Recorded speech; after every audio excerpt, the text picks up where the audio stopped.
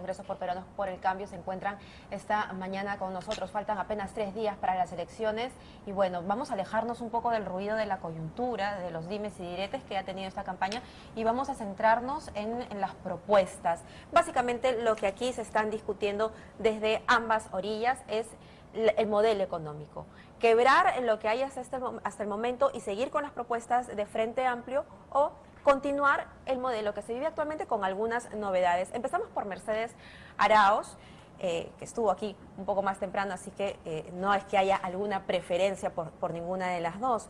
Verónica Mendoza habla de renegociar el gas, y ustedes también. ¿Cuál es la diferencia entre la propuesta que hace Frente Amplio con Peruanos por el Cambio? Nosotros hablamos de ampliar el servicio de gas para toda la población.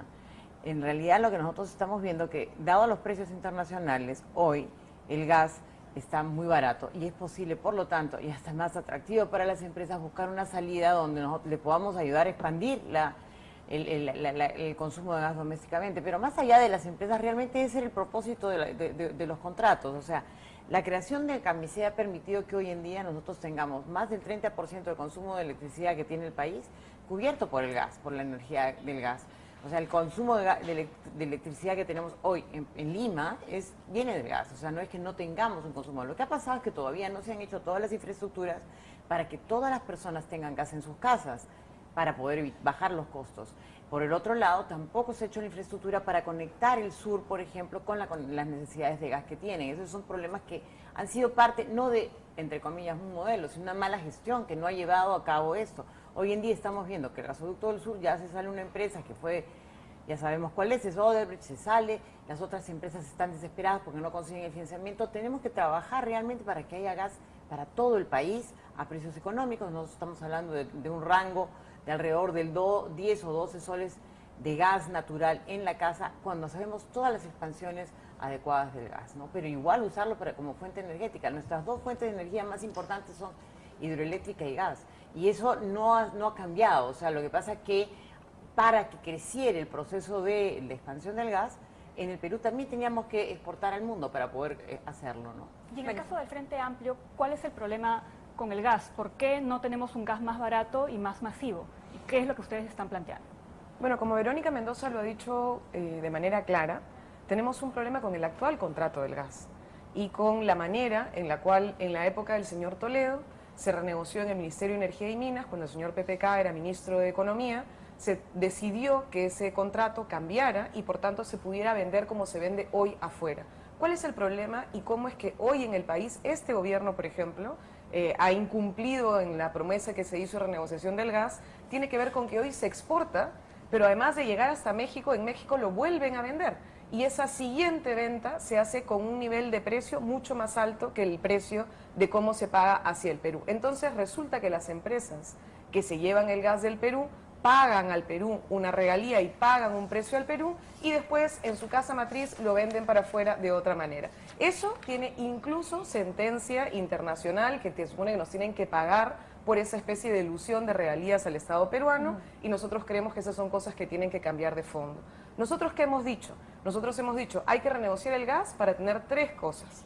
Una es la conexión domiciliaria y la hemos cuantificado. Creemos que 2.5 millones de hogares en el Perú pueden tener conexión domiciliaria al final de un gobierno del Frente Amplio. Eso podría permitirnos tener cerca de 12 millones de peruanos que tengan una conexión a nuestro gas, porque es un tema, vamos, de un nivel de injusticia enorme. En Quillabamba, en la zona donde se extrae el gas de Camisea, es una de las zonas donde se vende el gas más caro de todo el país.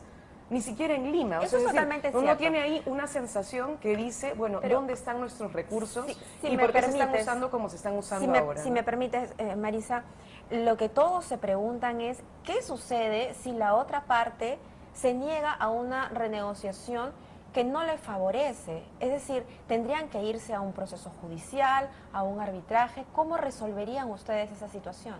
Nosotros lo que hemos planteado, y nos parece que es lo que ya merece el Perú, es dejar de tener en el gobierno funcionarios que lo que están es para beneficiar a las grandes corporaciones y decir que su principal preocupación es precisamente el lobby internacional de estos sectores, sino que lo que nosotros queremos es precisamente un gobierno que con las cifras que hay, que incluso reconocen los señores que trabajan con PPK, la señora Arauz acaba de decir, el mercado en este momento reconoce que el precio del gas está en elevación, probablemente es uno de los pocos recursos extractivos que en este momento tiene un precio internacional favorable y que tenemos todas las posibilidades para una renegociación de estos contratos. Pero además nuevamente, de eso, a nosotros permíteme. nos parece que sería importante avanzar hacia modificaciones constitucionales que nos permitan recuperar la molécula, como lo ha señalado el Humberto Es decir, Longobardo. entonces se llegaría a modificar estos contratos a través de la Constitución.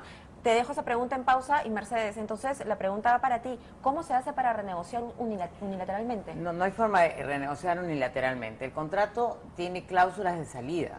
Ahora, no es un contrato entre el gobierno peruano y la empresa que vende el gas a México. Es el contrato que la empresa hace con otra empresa en México, que es la Comisión Federal de Electricidad. O sea, es un contrato entre privados. Nosotros hemos hecho un contrato para la explotación del gas. O sea, no es una cosa donde el Perú, digo, no es nosotros, porque nosotros no lo hicimos, pero el Perú hizo un contrato para la explotación del gas en un determinado lote.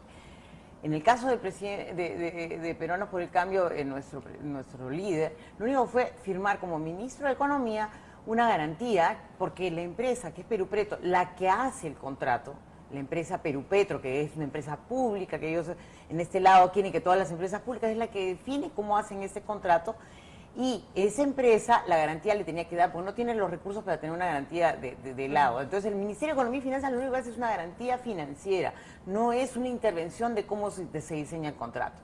Habrá que hacerle reclamo a los funcionarios, que algunos están con su grupo, que estuvieron en esa época en Perupetro y en el Ministerio de Economía de Energía y Minas, que varios de esos están en el grupo de la señora Glave, y que fueron los que hicieron y diseñaron el contrato. A ver, avancemos ¿Vamos en a los poder temas. contestar? Sí, pero vamos avanzando en los temas. Claro, lo y- que pasa es y que vamos con la respuesta hay un también. tema que tiene que ver, insistimos. Nosotros lo que estamos planteando es que en este momento el negocio, para que lo entienda la gente, hay un negocio que puede ganarse así, ¿no es cierto? Y el Perú tiene así y la empresa privada tiene así. Y lo que nosotros estamos planteando es que en ese negocio el Perú sea quien tenga una parte más grande de la torta y que además el recurso llegue a los peruanos. Eso Bueno, se es lo puede mismo que hacer. estamos planteando Y además nosotros. estamos...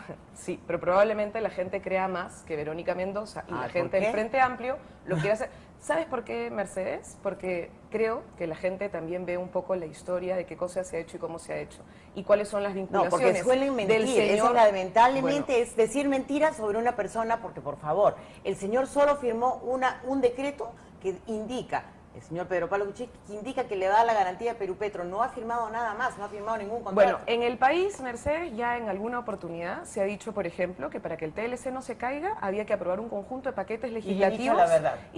Bueno, no, porque el TLC resulta que sí se mantuvo a pesar No, de que el señora, 1090 y el no, D64, señora. lo que fueron las leyes Tiene de la que selva, leer- no a ver, eran necesarias. tiene que Entonces, leer creo que usted el Perú el tiene convenio. memoria. Y el Sí, Perú nosotros sabe también. que no es posible. No, es y que es real atropella que y no- se- y Sí, se vamos lo a deja avanzar en los contestar. temas. En A ver, tratados vamos a avanzar en internacionales, los el temas, por atentar contra favor. los derechos de la gente. Nadie Lo que estaba nosotros atentando contra queremos los derechos hacer, de la gente. Sí se estaba atentando A contra ver, los derechos de el los 10, pueblos el 90, indígenas que en el único país. decreto que uno estaba defendiendo, que para 1090 defender y 1064. el 1090, que se convirtió en una ley con las comunidades indígenas a través de la Defensoría del Pueblo, es un documento que tenía que hacerse porque nosotros teníamos un compromiso internacional y está escrito en el convenio que hemos firmado, que se cumpliera teniendo una ley para proteger el bosque, y nosotros defendimos la protección del bosque. A ver, señores, un les ratito, yo les pediría pido un momento vean que el me dejen... documental La Espera y que ahí me dejen queda continuar con la clarísimo entrevista. como, por Ustedes, ejemplo, señores, queda pero muy no, claro, un documental perdóname, puede ser sesgado. no sé, perdón, Lea, señora, ahí a ver, están lea declaraciones de usted el diciendo que documento. esas leyes de la selva Señoras, que los pueblos vamos a indígenas avanzar. reclamaron. Sí, les pido y transforman respeto a la en entrevista, cosas, por favor. No estoy mintiendo, señora. estoy recordando y la No. memoria es fundamental La en memoria este es tipo de fundamental, procesos yo sé, electorales. Sé que hay muchos Lea el puntos de tratado. desencuentro. Yo le pido a usted que lea a los lea el pueblos tratado. indígenas y seguro Sí, se va a sí, encontrar con con muchísimo Santiago respeto. Manuel todos los días en el A Congreso. ver, y se lo estamos recordará. debatiendo las Gracias. ideas en beneficio del elector. Entonces yo le pido, por favor, continuar con la entrevista. Melissa, tú hablas de la propiedad de la molécula, Sí. hablan también ustedes de la soberanía de recursos, y esto pasa por expropiar, pasa por estatizar, por cambiar la Constitución. ¿Por qué pasa la soberanía de recursos? Hay distintos procesos. El tema de la renegociación se puede hacer tal cual en este momento sin mayor problema porque hay un tema de negociación que tiene que ver con datos claros de cómo funciona el mercado internacional y cómo se está vendiendo nuestro gas y cómo lo podemos usar para el Perú. Nosotros creemos que también se puede avanzar hacia un contrato de servicio. Eso es algo que ha ocurrido en otros lugares. ¿Y qué supone? Supone recuperar la noción de que la molécula es nuestra. Eso no es una locura. Esto pasa en muchos países y pasa también, por ejemplo, en Bolivia. Y eso es algo que se puede hacer. Claro, pero dentro de las propuestas está el cambio de la Constitución justamente para ejecutar esas cosas. La pregunta que todos se hacen es ¿cómo van a hacer para cambiar la Constitución? ¿Qué mecanismo se va a establecer de llegar al gobierno? Hay distintos mecanismos posibles. Hay en algunos momentos que se pueden hacer algunos cambios puntuales. Nosotros creemos que tiene que haber un cambio integral.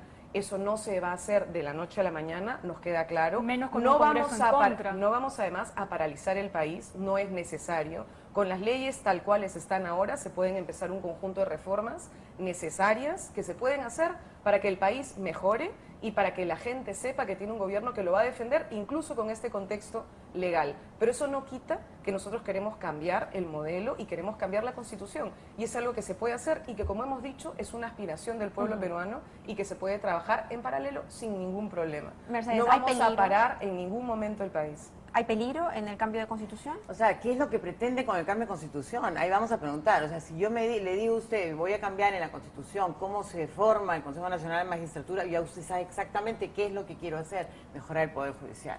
Pero si me dicen así en genérico, ¿qué es lo que quieren hacer? ¿Cambiar el régimen de propiedad privada?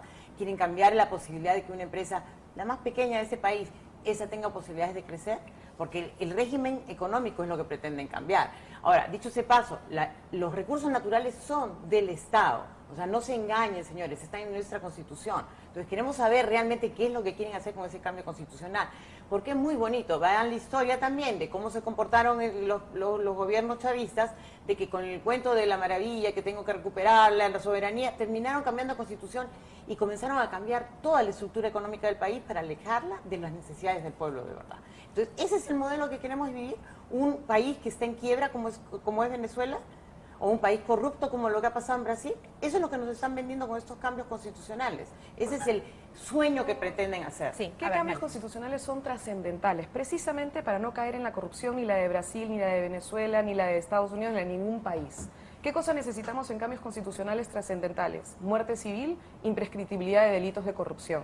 Necesitamos que el Consejo Jurídico del Estado, que es en el fondo lo que administra las procuradurías, tenga autonomía y para eso se requiere un cambio constitucional. Todo el paquete anticorrupción tiene unas medidas necesarias de cambio. Ese es un tema central para nosotros. ¿Qué otros cambios requiere la Constitución? No estamos de acuerdo con el artículo 62, es real. No estamos de acuerdo con que los contratos ley con las transnacionales valgan por encima que modificaciones que se requieren. ¿Por qué? Porque nosotros en el país tuvimos un ciclo de crecimiento económico en la época entre el 2004 y el 2011, el famoso boom minero, y en el gobierno del señor García, del cual formó parte la señora Arauz, se optó, por ejemplo, precisamente porque había una atada de manos para poder cambiar los términos de relación con las empresas que explotaban nuestros recursos por el famoso óvulo minero. Ese óvulo minero decía que buenamente las empresas entregaban aproximadamente 500 millones anuales, eso es en cálculos más o menos 3.500 millones que el Estado peruano no recibió y que se entregaron desde las empresas mineras en un programa particular. ¿Por qué? Porque no se podían cambiar los contratos con muchas de estas empresas. Empresas que empezaron un contrato diciendo que se ganaría en el contexto internacional 100. ¿Y cuánto se terminó ganando? 10.000 millones. Entonces, si pasaste de 100 a 10.000 más o menos, ¿por qué el Estado no podía recuperar más recursos? Se podía. La ley de regalías mineras, que además mocharon y mutilaron en el Congreso, pasó con las justas y no se pudo implementar a las empresas que tenían estos contratos de estabilidad. Entonces, nos parece que ese tipo de cosas no deben ocurrir. Tampoco estamos de acuerdo con que el Estado tenga un rol subsidiario en la economía. Nos parece que sí puede tener un rol estratégico. ¿Eso quiere decir que nosotros creemos que la empresa privada no debe participar? No, eso es mentira. En ningún momento lo hemos señalado. ¿Eso quiere decir que no vamos a reconocer la propiedad privada? No, tampoco. En ningún momento lo hemos dicho. Con el tema Esas son cosas que se están tratando de señalar que son falsas. Lo que nosotros creemos, sí, por ejemplo, es que las empresas estratégicas del Estado, yo he tenido reunión hace poco con sindicatos de las empresas estratégicas del Estado, tienen que tener un rol privilegiado. A ver, si me permites para darle el turno. Y que en distintos países, Chile, por ejemplo, la empresa del cobre chilena funciona, es de punta, tiene recursos económicos para su país. No estamos hablando de modelos Bien, de la época de la Guerra Fría, Vamos por a favor. O darle sea, el eso turno ya a Mercedes acabó, Arauz. digamos. O sea, hasta los Rolling Stones han tocado en Cuba. Vamos, estamos en otra época. Bueno, no, así no se puede conversar, querida. Estás tomando todo el espacio. Hace rato te están pidiendo tiempo para que Me podamos callo. conversar lo demás. A ver, Hable. hablamos de minería. Y lo que sí es cierto, Mercedes, es que sí, pues se ha generado una brecha de mucha riqueza y descontento de la población. Por eso es que ha habido tanto conflicto y, quieras o no, no importa quién lo haya organizado o no, hay proyectos mineros paralizados que han representado un golpe muy duro para la economía del Perú. ¿Cómo hacer en un gobierno de Pedro Pablo Kuczynski para que esas brechas se cierren y para que todas las comunidades estén contentas y satisfechas con una producción minera? Y de hecho, como hay malos funcionarios, también puede haber malas empresas y pueden haber comportamientos equivocados. Y eso, por supuesto, nosotros estamos en contra de eso y por eso algunos conflictos han ocurrido por mala gestión de personas que se han equivocado en hacer las cosas. Pero, vamos, no tenemos que generar un cambio constitucional para resolver cosas sencillas. Hay cosas que se pueden resolver con una buena gestión. Vamos al caso concreto del que es mi compañero en la plancha, que es Martín Vizcarra. En Moquegua, que él ha trabajado, ha podido resolver conflictos y evitarlos a través de un modelo que nosotros hemos llamado el adelanto social. El caso concreto de Moquegua ya está documentado hasta por Naciones Unidas como un buen modelo de gestión de los conflictos, que es adelantarte a que se generen, como con una mejor intervención en el Estado, ahí, en las comunidades donde hay esas necesidades, dándole los servicios que realmente requieren, conversando y escuchando a las personas. Efectivamente nos podemos adelantar a que existan los conflictos y evitar que la empresa cometa errores y que también, escuchando a las personas, haya los servicios que ellos requieren. Entonces el adelanto social es una de las herramientas que estamos usando, que lo estamos proponiendo. Comparemos nomás lo que ha pasado en Moquegua. En Moquegua ha tenido el mejor nivel de inversión en educación y mejoras notables en la educación, reducción de la desigualdad y mejoras económicas en muchos sentidos a partir de la existencia de la producción minera. Sin embargo, comparemos con otros lugares, como Cajamarca, donde está el compañero de la plancha, el señor Arana, siempre motivando el conflicto. En vez de buscar la conversación y el diálogo, ahí se ha generado más y más conflicto. Entonces, eso ha explotado y Cajamarca tiene los indicadores más bajos en términos de desarrollo humano. Si nos enfocamos en la diversificación productiva, si nos enfocamos en la diversificación productiva y disminuimos la actividad minera, ¿vamos a poder salir adelante económicamente? No, tienes que generar las dos cosas. O sea, sería negar una realidad. Nosotros somos un país que tiene capacidad minera. Yo soy la primera en creer que se puede industrializar. Pero, por ejemplo, miembros del equipo, del grupo, cuando estaban en los primeros meses de gestión con el señor Ollantumala, pusieron indicadores de ECAS, lo le llaman, que son regímenes ambientales que son imposibles de cumplir. Entonces, por lo tanto, no se puede desarrollar una industria secundaria alrededor de la minería, que es la refinería, de expandir la refinería y convertir el cobre en cable, pues no llegar hasta ese nivel de desarrollo de la producción en cables de cobre. Cuando no tienes esa posibilidad, porque le pusiste un régimen rígido, imposible de cumplir y que además no es pedido ni siquiera por ningún país, exige altos niveles de estándares de calidad ambiental, ahí tenemos un primer problema. Entonces, sí queremos desarrollar una industria alrededor de muchas de nuestras actividades productivas naturales. Creemos en el agro, profundamente tenemos que ayudar al desarrollo del agro. Se ha abandonado, no hay cooperación, no hay todo un tema de desarrollo tecnológico alrededor del agro. No se le ha dado los servicios de agua como debe ser a las personas, o sea, las irrigaciones son insuficientes, no tienen los servicios de semilla mejoradas, en fin, hay muchas cosas más que trabajar en muchas industrias de nuestro país. Bien, Marisol, el tiempo es tuyo, querías replicar. Sí, mira, hay algunas cosas que son importantes. Primero, nosotros no hemos dicho que los conflictos sociales hoy en el Perú no se puedan resolver, pero lo que tenemos que entender es que la minería es importante, pero que no se puede aplicar en todos los lugares y que tenemos que para eso avanzar hacia una ley de ordenamiento territorial que es fundamental. Otra cosa que hemos dicho es que los estándares de calidad ambiental, los ECAS y los límites máximos permisibles se han utilizado en el país y se tienen que utilizar conforme a los estándares internacionales, porque eso nos permitirá a nosotros garantizar un ambiente sano para la gente. La ley 30230, el famoso paquetazo ambiental, que permitió que se acelerara la aprobación de los estudios de impacto ambiental, es una barbaridad. 45 días para aprobar un estudio de impacto ambiental es muy poco tiempo. Y no se ha avanzado hacia el fortalecimiento del SENACE, que se suponía era la autoridad que tenía que articular todos los estudios de impacto ambiental y hoy siguen siendo sectorializados. ¿Eso qué cosa te dice? Que no tenemos una institucionalidad ambiental que genere confianza en la población. Y lo fundamental es que la gente confíe en su Estado y que sepa que si autoriza a una empresa minera es porque esta empresa va a cumplir con los estándares que le va a permitir tener una vida sana. Sobre la diversificación productiva, ¿qué proponemos nosotros? Nosotros hemos dicho 750.000 familias campesinas capacitadas y con créditos en agroapoyo. Hemos dicho, el Banco Agrario, en este momento, industrializar el agro, meterle recursos para su tecnificación y ampliación de productividad, no puede ser sin capital. Un problema muy grande que tiene la pequeña agricultura y la mediana agricultura es que no accede a crédito. Y necesitamos que Agrobanco mejore su capacidad y su cartera para poder llegar e inyectar de recursos a estos sectores. El agro en el Perú está dejado de lado y necesitamos un gobierno que trabaje directamente con nuestros campesinos, que hoy en el país el 70% de lo que comemos lo producen ellos y necesitamos tener con ellos una mejora tecnificada. Y hay otros sectores, como el turismo, por ejemplo, que no requieren, no impactan, no generan, digamos, daños colaterales tan brutales y pueden generar una actividad económica importante en el país. De hecho, para nosotros es sorprendente que países de la región, con muchos menos atractivos que el nuestro, con mucho menos potencialidad y riqueza que la nuestra, tienen mucho más turistas que los que tiene el país.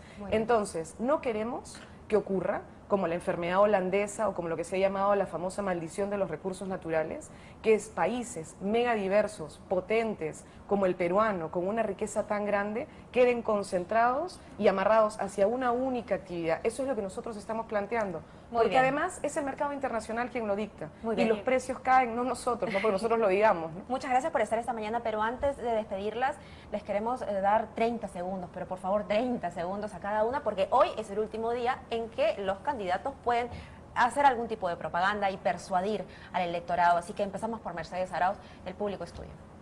De verdad, nosotros somos un grupo, Peruanos por el Cambio, que les ofrecemos cambios reales para su bienestar.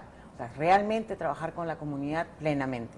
Nosotros no queremos ir a los extremos, somos también los que creemos que podemos ofrecerles un espacio de gobernabilidad y no de crisis y de separación y de odios y de gritar unos a otros, porque lo único que sabemos a muchos en el peruano es esta cosa de crítica y hacernos daño. Queremos realmente trabajar con usted, peruano, persona que está interesada en su desarrollo, mano a mano. Unidos la hacemos, Peruanos por el Cambio. Muy bien, Marisa. Nosotros no le llamamos nuestra constitución a la constitución de Fujimori. Nosotros recordamos lo que ocurrió en el país. Queremos un gobierno valiente, que trabaje para ti, porque sabemos que los peruanos y las peruanas salimos adelante con mucho esfuerzo, porque nosotros hasta ahora no hemos tenido un Estado que trabaje para la gente, que la defienda, que defienda derechos laborales, que defienda tu capacidad y tu innovación, que sepa que lo que vale más es la gente. Voten con confianza, voten con ilusión, marquen las 3 flores del Frente Amplio, que sí se puede, claro que se puede y además se debe cambiar este país. Bien, muchísimas gracias, Muchas gracias a ambas. a ustedes. Vamos a continuar nosotros con... Negoció en el Ministerio de Energía y Minas, cuando el señor PPK era ministro de Economía, se decidió que ese contrato cambiara y por tanto se pudiera vender como se vende hoy afuera. ¿Cuál es el problema y cómo es que hoy en el país este gobierno, por ejemplo, ha incumplido en la promesa que se hizo de renegociación del gas? Tiene que ver con que hoy se exporta, pero además de llegar hasta México, en México lo vuelven a vender. Y esa siguiente venta se hace con un nivel de precio mucho más alto que el precio de cómo se paga hacia el Perú. Entonces resulta que las empresas que se llevan el gas del Perú pagan al Perú una regalía y pagan un precio al Perú y después en su casa matriz lo venden para afuera de otra manera. Eso... Congreso por Peruanos por el Cambio se encuentran esta mañana con nosotros. Faltan apenas 3 días para las elecciones y bueno, vamos a alejarnos un poco del ruido de la coyuntura, de los dimes y diretes que ha tenido esta campaña y vamos a centrarnos en las propuestas. Básicamente lo que aquí se están discutiendo desde ambas orillas es el modelo económico. Quebrar lo que hay hasta el momento y seguir con las propuestas de Frente Amplio o continuar el modelo que se vive actualmente con algunas novedades. Empezamos por Mercedes Arauz, que estuvo aquí un poco más temprano, así que no es que haya alguna preferencia por ninguna de las dos. Verónica Mendoza habla de renegociar el gas y ustedes también. ¿Cuál es la diferencia entre la propuesta que hace Frente Amplio con Peruanos por el Cambio? Nosotros hablamos de ampliar el servicio de gas para toda la población. En realidad lo que nosotros estamos viendo que, dado los precios internacionales, hoy el gas está muy barato y es posible, por lo tanto, y hasta más atractivo para las empresas buscar una salida donde nosotros le podamos ayudar a expandir el consumo de gas domésticamente. Pero más allá de las empresas, realmente ese es el propósito de los contratos. O sea, la creación del CAMISEA ha permitido que hoy en día nosotros tengamos más del 30% del consumo de electricidad que tiene el país cubierto por el gas, por la energía del gas. O sea, el consumo de electricidad que tenemos hoy en Lima viene del gas. O sea, no es que no tengamos un consumo. Lo que ha pasado es que todavía no se han hecho todas las infraestructuras para que todas las personas tengan gas en sus casas, para poder bajar los costos. Por el otro lado, tampoco se ha hecho la infraestructura para conectar el sur, por ejemplo, con las necesidades de gas que tienen. Esos son problemas que han sido parte, no de, entre comillas, un modelo, sino una mala gestión que no ha llevado a cabo esto. Hoy en día estamos viendo que el gasoducto del sur ya se sale una empresa que fue, ya sabemos cuál es Odebrecht, se sale, las otras empresas están desesperadas porque no consiguen el financiamiento. Tenemos que trabajar realmente para que haya gas para todo el país a precios económicos. Nosotros estamos hablando de un rango de alrededor del 10 o 12 soles de gas natural en la casa, cuando sabemos todas las expansiones adecuadas del gas, ¿no? Pero igual usarlo como fuente energética. Nuestras dos fuentes de energía más importantes son hidroeléctrica y gas, y eso no ha cambiado. O sea, lo que pasa es que para que creciera el proceso de la expansión del gas, en el Perú también teníamos que exportar al mundo para poder hacerlo, ¿no? Y en el caso del Frente Amplio, ¿cuál es el problema con el gas? ¿Por qué no tenemos un gas más barato y más masivo? ¿Y qué es lo que ustedes están planteando? Bueno, como Verónica Mendoza lo ha dicho de manera clara, tenemos un problema con el actual contrato del gas y con la manera en la cual en la época del señor Toledo